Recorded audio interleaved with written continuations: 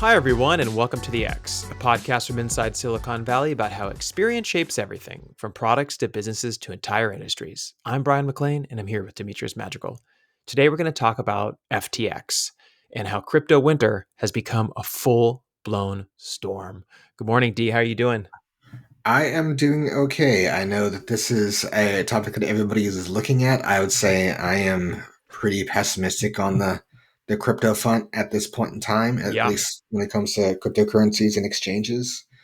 And I have some thoughts about kind of how we got here and what it means.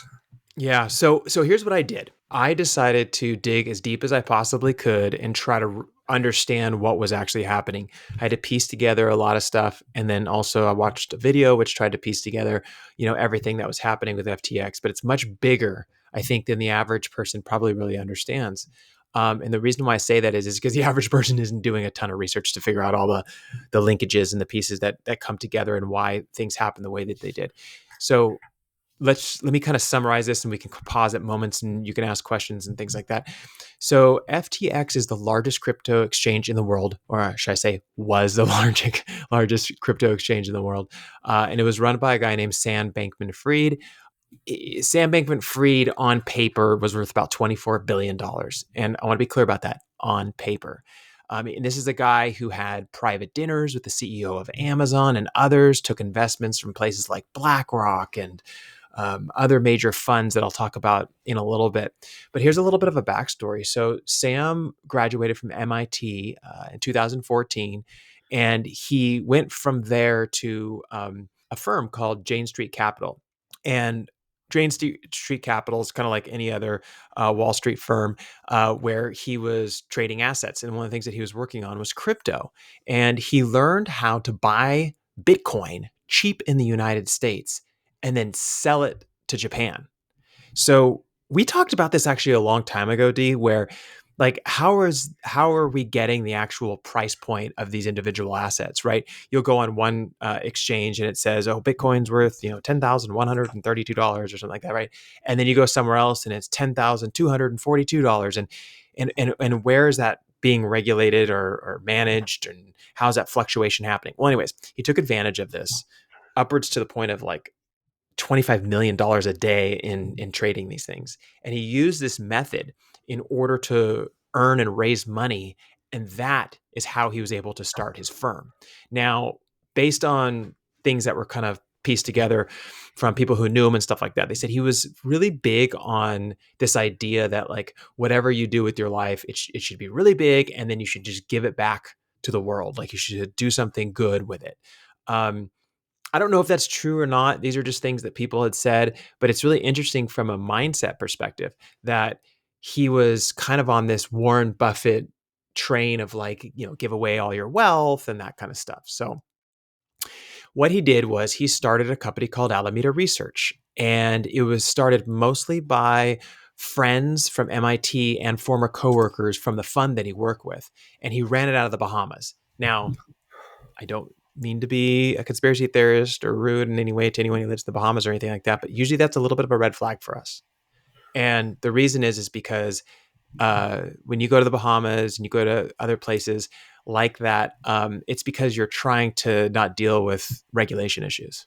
And Mhm. I understand in some cases that might be great for something like crypto or whatever it is, but it's just a little bit of the Bahamas? You didn't want to start it in San Francisco or Texas, or like you want to go to the Well, Bahamas, right? it's a red flag whenever somebody who isn't somebody from one country leaves their country to start it in somewhere else. And maybe it makes sense if somebody wants to, break into Hollywood or something like that, if they're leaving whatever country they're from to go to Yeah. Hollywood or some major center for it.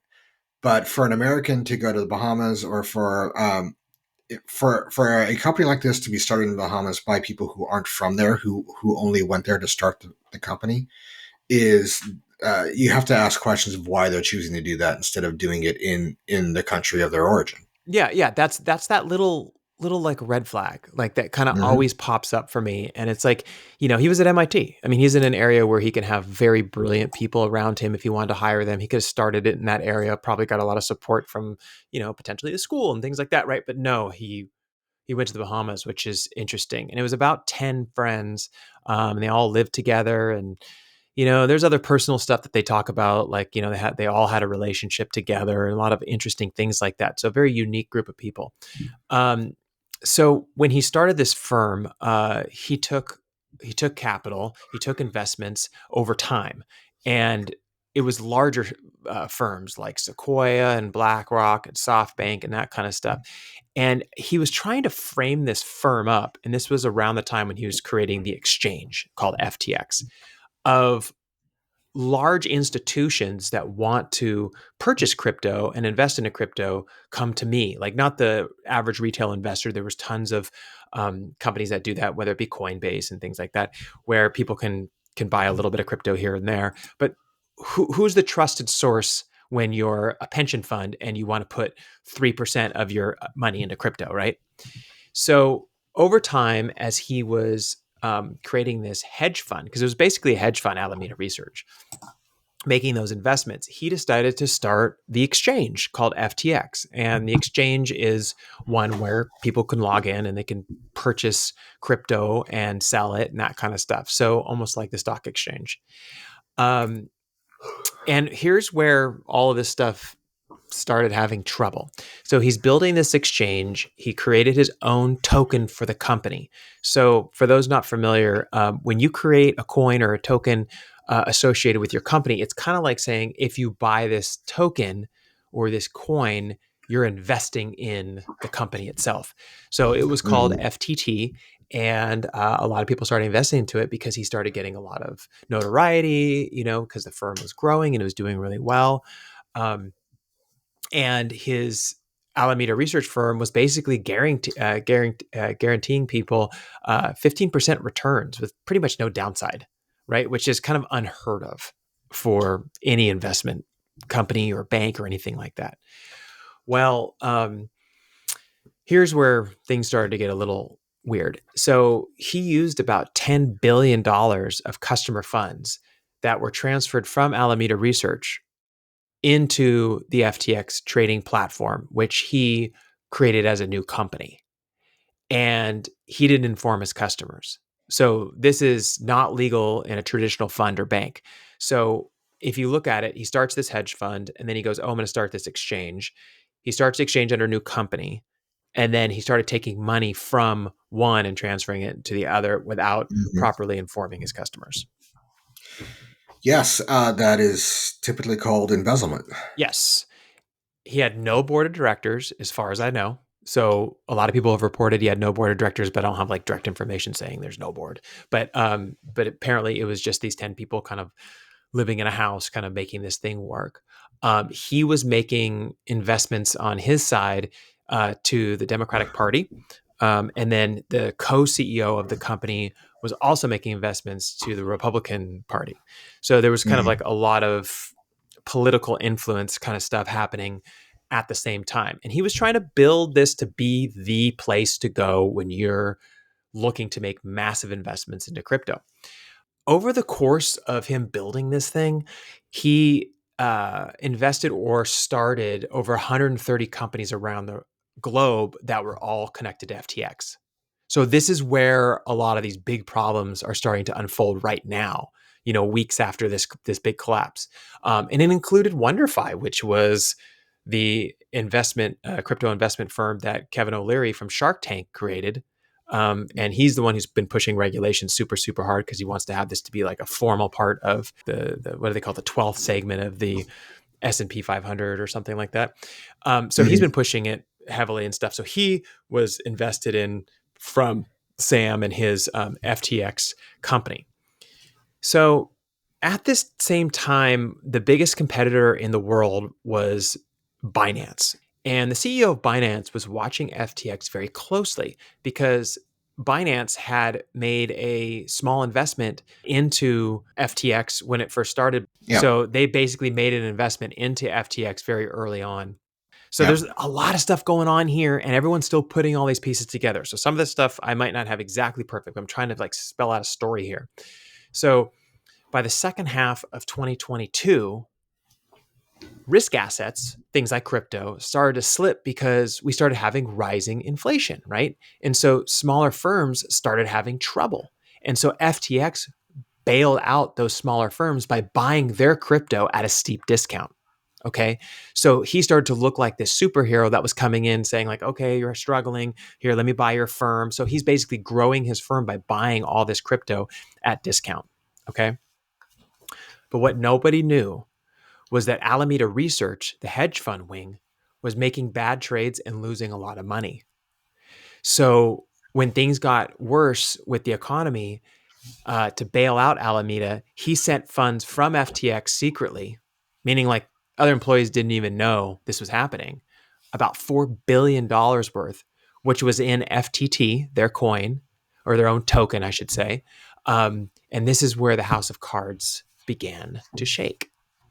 So the majority of the funds he claims FTX and Alameda had was their own token.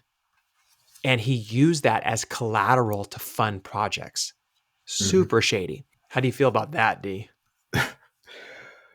Well, this is kind of I feel like it's the oldest story in finance, right? It's the people who are able to establish this level of control over things like exchanges Mm-hmm. and often use them in inappropriate ways. I mean, it's the Wolf of Wall Street all over again. It's it's kind of Charles Ponzi, Bernie Madoff kind of things. And there is this perception by some in the world that by turning to crypto, that we would kind of decentralize and you wouldn't have decentralized control over things. But the fact of the matter is that when cryptocurrencies turned to from just a new form of currency like they were originally designed to be, or at least some of the earliest ones, to investment assets, that meant that you needed exchanges and you needed market makers in order to provide liquidity within that area in order to for people to be able to buy and sell their investment assets in a reasonable way, like they do others. And as Mm-hmm. soon as you do that, you're introducing a centralizing element, and those people can be bad actors. I mean, these are all people who come from the same institutions and cultures as the bad actors that we have and continue to have in the traditional banking systems Absolutely. and And finance systems. and you have to consider that, like, the mindset around this, D, this is what blows my mind from a psychology standpoint. If you and I were doing this, we would know that this was a very shaky house of cards. Because if that token value started to decrease, then we're basically not liquid anymore, right? Yes. And that's exactly what happened. And that's where it started to go downhill. The market for these coins started to drop, as everybody knows, right? And the Mm-hmm. company started to become unstable, right? But it was still going, right? Then the nail in the coffin was when the Binance CEO decided to sell its stake in FTT, all the rest of its investments, in order to take it off the book, about 2 billion worth. And the timing of it was right when Binance, people believe, knew that FTX was in trouble. So a lot of people believe that the timing of that was like, okay, well, we better get all of our money out of FTT because we believe, or we know, or we're seeing that FTX is struggling because it's losing money and it can't basically be solvent, right? Yes. So what happened is that he made a tweet, and when he tweeted that they were doing this, it led other investors to pull out their money, which amounted to about $6 billion worth of FTT being sold. The token dropped 80%, but FTX only had about 10% of liquid assets to cover their withdrawals. So at this moment, when that happened, basically the whole entire house of cards collapsed. And this is when Sam called the CEO of Binance and asked him to buy his company to save it. Binance looked into it. They saw that they were being investigated by the FCC. Um, there was all kinds of issues with the way the money was managed, and he sent a tweet out and said, "I looked into it, but no, I'm not going to buy it." And at that point, everything came crashing down.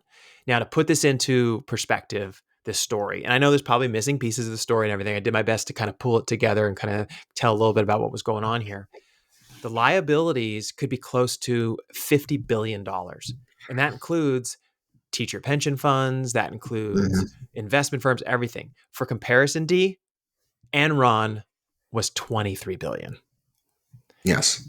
Crazy, right? So this triggered something bigger in the crypto market, and everyone who was connected to FTC and Sam Bankman are now having trouble. Companies such as BlockFi and many others are laying off employees, filing for Chapter 11, and everyone's trying to figure out at this point what to do. So my one other thing. So I visited their site this morning, BlockFi's site this morning, just to see if it just looked normal. And there was a big notice on the front of it that said BlockFi is not able to operate business as usual. We have limited platform activity, including pausing client withdrawals as Hmm. allowed under our terms.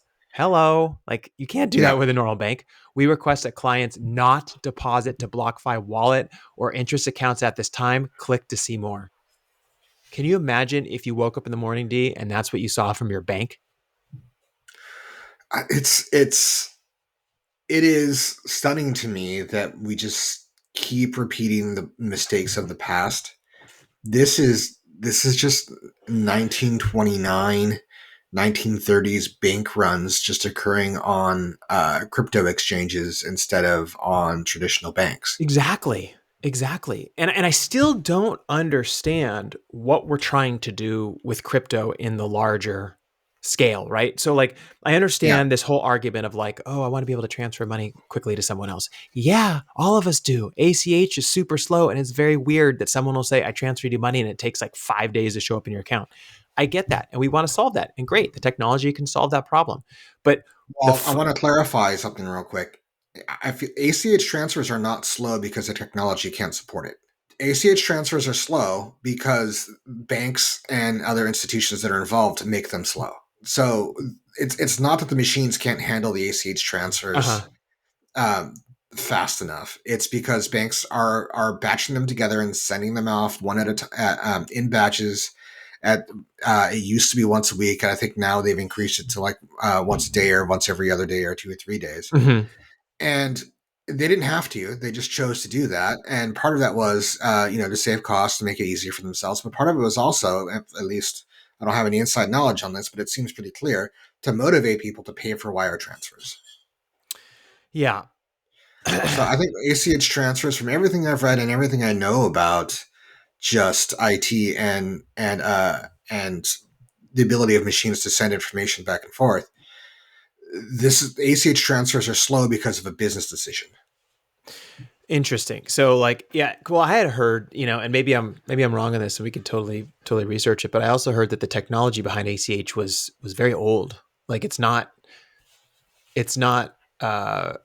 super fast and efficient. Like there was also stuff that had to be done there from that perspective. But maybe I'm wrong. I didn't really research ACH as much. I'm just looking at what people are complaining about. So they complain about ACH transfers being slow. That, like you said, it could be from the bank or it could be from the technology or Well, both. it's because every time you do an ACH payment, there's a bunch of people involved with it. So then you have the merchant, you have the bank, you have the Federal Reserve, and everybody's just kind of nobody's in any particular rush, and there isn't a lot of pressure on them to get faster.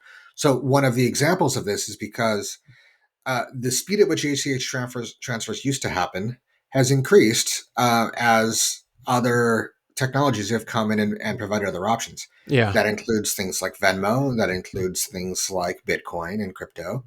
But ACH, I mean, why does ACH take so long and wire transfers so fast? It's not a technological limitation, it's an infrastructure limitation as far as who is involved in creating these. And I honestly feel like we're going to find out that sometimes these banks are holding on to this money because they're dropping them into interest bearing accounts for a few days at a time in order to earn extra money. Yeah. Like this is, I feel like it's a problem within the financial experience that the financial industry has not had any motivation to correct until more recently. Absolutely. Yeah. I mean, this is opening up a can of worms of people really investigating into how all of this stuff happens, right? Because Mhm. here's something about this story I find really like interesting is that you have some of the major players, VC firms, everything investing into Sam and his company, right? Mhm. And you and I have gone to meetings where we're pitching something small, not even large like this. And the level of scrutiny and due diligence and everything is so high. But then you look at something like this where you have 10 people living in the Bahamas building this thing. They're all under the age of 30 years old, which shouldn't matter, but like it's just really interesting, right? From that perspective. Mhm. And and one of the reports was during one of the calls with Sequoia Capital that Sam was playing video games while chatting with them, and at the end of it, they still gave him the $200 million, right? Like, Yeah. what was actually going on here? And is it a FOMO thing? Like, oh, we got to get in on this because this could be a huge market. We got to hurry up and make our investments. I think It there didn't is. I seem think very there's professional. there's this pressure when I talk to VCs and investors. There's this sense of pressure that there are only so many quality investments out there, and you need to get their money in, as though sitting on their money was the worst thing they could possibly do. And Yeah, it's not, obviously. For anybody who put money in FTX will tell you that they would have been better off just letting that sit in a money market account or even just a savings account. And it is when your profession is to get money into investments, then when you're not doing so, it creates a sense of pressure, and then you end up in a situation where haste makes waste. And when we talked to Ryan at Roadrunner, there was a hmm sense that the speed of deal flow is extremely important, and that is because there's a sense that these investments are limited. yeah, And with I think the now that the era of free money has kind of come to an end, which it should have probably ended sooner, uh huh, and everything that we know, everything that's happening now is all predictable. I have an article from 2020 about how Trump from Forbes about how Trump and the Fed were destroying the U.S. dollar because they were engaging in massively inflationary monetary policy in order to prop up the economy during the pandemic. And yeah. Trump was doing this beforehand. He was calling for, a 0% Fed rate back before the pandemic because he was trying to prop up the economy because he didn't want the economy to become a political liability for him during the election. And I feel like this happens, in 2008 after the crash, and that just caused very low interest rates, and that pushed forward until recently, and it hasn't got corrected soon enough. And now, now everybody's paying the price, and it's resulting in inflation, and it's also resulting in the all investment markets, especially some of these risk investments and new markets like COVID or like crypto. They kind of think of them as linked. The COVID market. Uh, yeah, the conditions under which crypto blew up during COVID are ending. So Yeah. we're going back to the conditions of the market that were prior to that. And if you look at what crypto assets like Bitcoin cost before COVID, when people were sitting at home and not spending money and the value of their money was increasing, they put money into investment markets. And you hmm saw everything go up. And I was saying this, in some of our earliest podcasts, that all of the investment markets are inflated because everybody's sitting at home. They're not going on vacations. They're not going out to bars. They're not going to concerts. They're putting their money into investments through, new experiences like Robinhood. And it's causing massive investment inflation across the board. Now that creates wealth, and when you get out, you sold for more than what you get in, and now there's more money in the market because the wealth was created through the investments that were made. But as the people go back to living their normal lives, they're pulling their money out of those investments, especially high risk investments, and maybe they're putting them into more steady investments. Maybe they're just putting them in their bank account and buying a new boat or something, hmm but it means that investment markets are coming down. It's coming back to earth. That's the way I look at it. The investment markets are coming back to earth. They were sky high. They're unreasonable in the last couple of years. Like the amount of growth, like Tesla, for example, went from being like an $80 stock to like a $400 stock in 2 years without increasing their revenue in any way. Yeah. That's just irrational. So for it to now have market corrections and people to feel that pinch, that's what's going to happen. And I think that for a lot of younger people who are looking at how the system was set up and they were looking for avenues to generate wealth, and a lot of those avenues are getting shut down as schools get more expensive, and a lot of the traditional ways of doing so are being owned by previous generations, Hmm. then they are turning to other things like crypto because they think, oh, okay, this is something for me that I get, that I can have my opportunities in, and all of the boomers and the olds aren't going to get in because they're too stuck in the past. So here's my chance, Yeah. and they dump a bunch of money in. And for some of them, if they were smart enough, if they read the tea leaves correctly and got out when the pandemic started to ease, then they made a bunch of money, and Yeah. good for them. But for some of them, they didn't. But I remember when when Bitcoin first took off as an investment asset.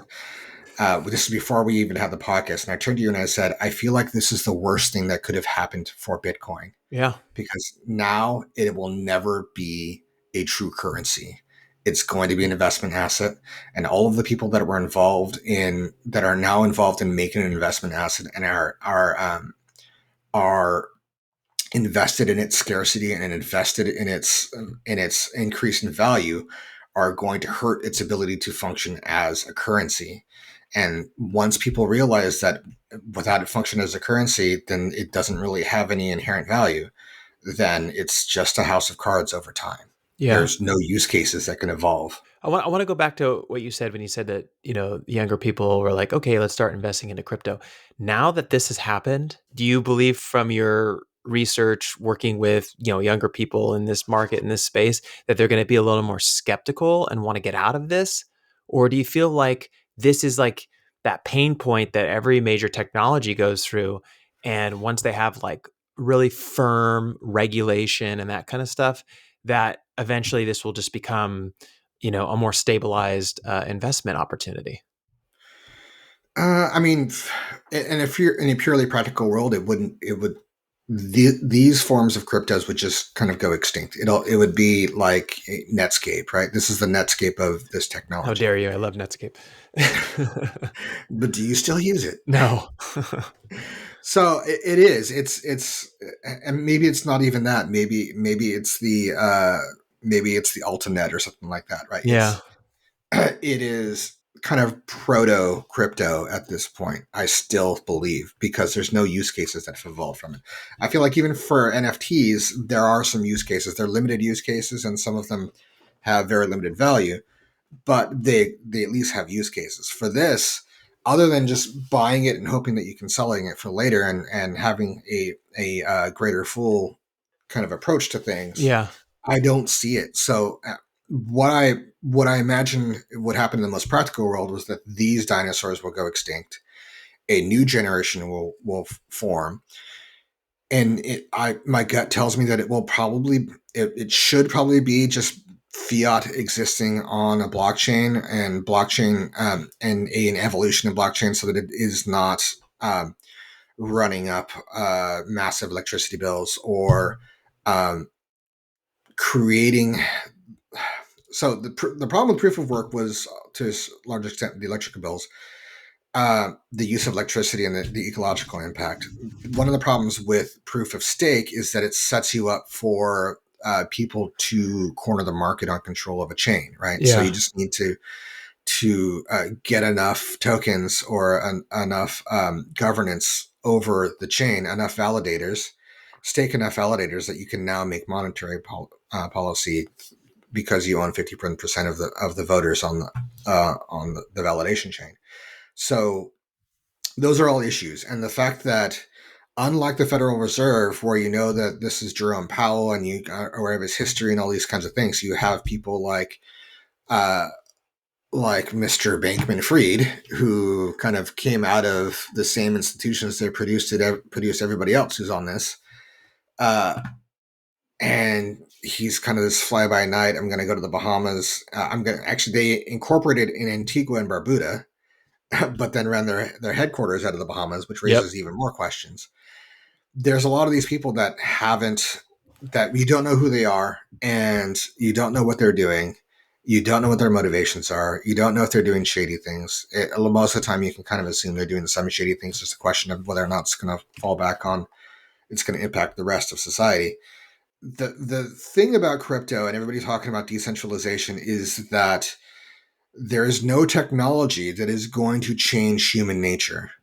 And Correct. human nature in this situation is if somebody has the capability of defrauding the system in order to kind of take advantage of it, somebody will. Not everybody will, but there are going to be people that will do so. And when they do, the people who get hurt are the people who have those pension funds. The people who are relying on that, and the people who are getting hurt are the people whose retirement incomes are getting slashed, and maybe they're older, maybe they have health problems. Yeah. So that's one of I the will say, the thankfully, biggest issues here. of the research I was doing, the pension funds that invested in that kind of stuff, they always tend to invest more conservatively and put Mhm. like a little tiny bit of money in the segment. I mean, it's still money; it's still a big amount, like from our perspective, but from the overall portfolio perspective, it tends to be limited from those funds. So, I mean, that's Yeah, a saving grace. But a lot of the other bigger firms, I mean, they put in 200, 300, 400 yeah. million, a billion, right? It's a lot of money to just disappear overnight. FTT token is gone. So your money's gone. Goodbye. Right. That's crazy. And I think that a lot of people need to understand when you're doing kind of this, the GameStop and the AMC and the Wall Street bets and kinds of things. And I feel like a lot of the people who are at the core of those things really get this, but like the people who are on the higher end users on Wall Street bets get this. But when you cause losses for the big institutional investors like Goldman Sachs and these kinds of investment banks, Uh-huh. um, the ones who are getting hurt are not the ones who are not the rich fat cats. They're almost always find a way to pass on their losses to Yeah. the mom and pops of the world. And it's because it's what it is. That's what Goldman Sachs does. And they are investing other people's money. Yeah, they're not It's investing their money. They're investing the money you give them, and they do their due diligence. And Goldman Sachs is mhm, one of the better ones, but like, they do their due diligence to try to get you yeah, into certain things, and they're also very clear because of regulation of like, hey, by the way, if you choose aggressive, we're going to be putting money into these segments, yeah. crypto, this, that, right? So there's a transparency there, but like with crypto stuff, there's like zero transparency. I mean, you don't know what's happening. Like the Yeah, fact that I even, fully expect that the next season of Billions, because this is straight up the Bobby Axelrod playbook, right? At the end of the day, no matter what happens with investments, Bobby Axelrod's still the billionaire, right? Mhm. Because he's messing around with everybody else's money.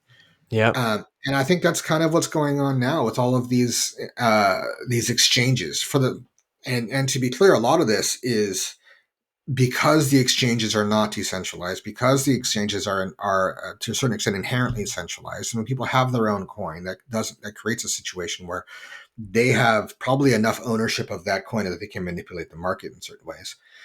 But it's just a weakness in the system, and I'm not even sure that regulation can necessarily tackle this, especially when you're talking about an international industry where people will just say, well, we'll just won't operate in the United States, and if somebody wants to buy it, set up some kind of offshore account or something like Well, I that. think where that stuff comes in though, D, is where like if you have very strong regulation in the United States and you are making purchases of assets or you're doing business with anyone in the United States, then basically you're under the gun to handle things in an appropriate way. Otherwise, our authorities can come after you. Because like right now, one of the latest little news pieces that I saw this morning was that the U.S. is talking with the Bahamas and stuff about like transferring Sam Bankman-Fried from their custody because he's in custody of them right now Yeah, to back to the United States. Because he can go to jail for a really long time for this. yeah, he could. I don't know that he will. A lot of these guys end up in country clubs for a while, and they come out and start on the speaker circuit, and then they make a movie about him, right? So, Yeah. I mean, Jordan Belfort isn't exactly like living a terrible life right now. That's true. He was actually warning about all this stuff early on. I He saw was. a couple of his interviews, and he was like, he's like, there's going to be a few good companies out of this. He's like, but let me tell you, this is the perfect opportunity for the stuff that I pulled off. He said in the '80s or whatever. He's Yeah. like, happen again. And that's the reality. Is there are probably, I'm sure there are plenty of very upstanding people running exchanges who are not going to be involved in these kinds of things. But to some extent, it doesn't matter when these people come out, and there's nothing to stop them from doing what they're doing. But I still come back to that question that I asked you. Do you think that younger individuals who are super pro crypto and really into crypto, that this is going to scare them off at all? Do you think this is going to make them go like, you know what, maybe I don't want to be in on this or all in and hodl and all this stuff? Do you feel like that stuff's going to kind of disappear and as we move into 2020, No, it's going to look different? no, because there's still an unmet need. Mm, There's an unmet need in the market, and that is for young people to build wealth. And it's something yeah. that has been possible in most other generations in history, at least since World War II. I imagine, in the 1920s, if you weren't born rich, you pretty much weren't going to get there, except for a few very minor instances, like some of these robber barons weren't born to extreme wealth. But Mhm.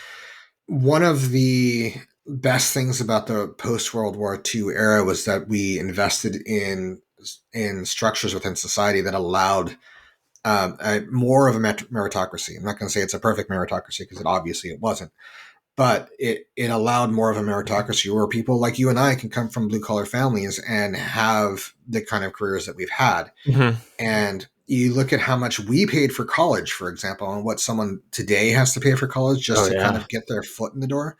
And anybody who tells you you don't need to go to college, that's true. You don't have to. But if you want to play at a game at a high level, the things you get from college, not just the education, but just the connections and being in the right rooms at the right time to have these conversations, it's kind of a gatekeep kind of situation. And that's one of the reasons why college can be very much worth the investment, but it can also very much not be. So it's You one know, of the I don't difficult know. things in our society now. I I loved college. I felt like it's a great time to grow and think and meet people and to understand how the world works and to learn a skill. And people always say, "Oh, you don't have to go to college." I'm like, yeah, if you're like a super uber genius, and let me tell you, if you're a super uber genius. Everybody else, you should go and you should Well, go and all have an amazing experience. You know what I mean? You don't the have to super go uber to geniuses, though, I'll point out, most the super uber geniuses who didn't graduate from college, they went to college. And exactly. there's They more value in going to college than there is from graduating from it.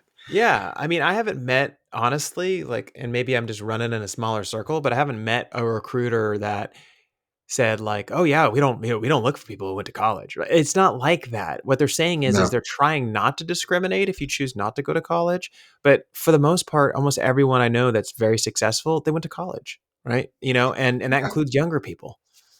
And you can be, people like our parents who didn't go to college, Yep. and they found a trade and they worked well, and you can have a great life that way. That's the choice you make. And I think it's actually getting harder to do that now as somebody who's an electrician or a plumber who's working a trade. It is getting to the point that because houses and housing in general are investments now as much as they are anything else, it's getting harder to enter into that. And that's why you have some of these situations where younger people are flocking to things like crypto, or Mhm. you can buy like a tenth of a share of a company and things like that. Well, I'll tell you, I was actually talking to a local firefighter, and I was asking him about college. And this was only a couple of years ago.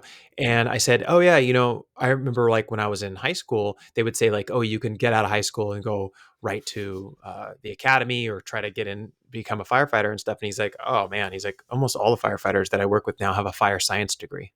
Yes. Right. So at the Yeah. very bare minimum, right, they have their degree in understanding the science of what's happening, and then they go to the academy after that.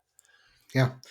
And it's not a terrible thing. I think that what California does with the CSU systems is basically what should exist in every state in the country, Totally. where you have something that is in between a state university and a junior college, where you can get an education for a reasonable price.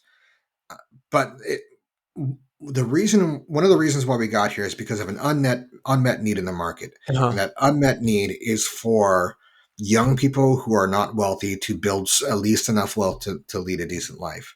And right now, the colleges have started to shut those off because of, honestly, I think that a lot of people looked at college when in the 80s and 90s, that everybody's now going to college. It's become the new big thing. They saw it as a market opportunity, and they found a way in order to take the existing colleges and turn them into money machines for themselves. Mhm. And that started to close a door. There needs to be a new door. Otherwise, as long as there isn't, people will try to find them, and they'll reach out and look for solutions, Mhm. and it will be things like FTX.